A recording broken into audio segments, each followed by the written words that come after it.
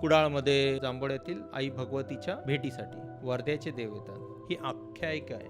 2 गुराखी तिथे गुरं चारत होते आणि हे देव त्यावेळेला यायला तिकडं. ह्याच्यातल्या 2 गुराख्यांपैकी ह्यांनी एकाने ठरवलं, तू देवाच्या वाटेवर झोप, मी तुझ्यावर कांबळा टाकतोय आणि देवांका विचारूया तू मेलस की जागोस. ह्याच्या अंगावरती कांबळा टाकलाय, देवाच्या वाटेवरती हा आडवा झोपलाय त्याच पडेदेवाच्या ठिकाणी.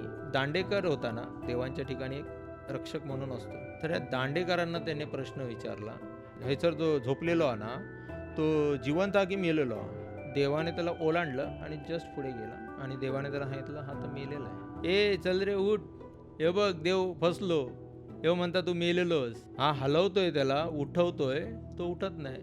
देवाने सांगितलं, ज्यावेळी मी त्याला ओलांडला ना त्याच वेळेला तो मेलाय रे, तू माझी परीक्षा घेतो. आपल्यासारख्या सामान्य माणसाने देवाची आणि इतर शक्तींची परीक्षा घ्यायला जाऊच नाही.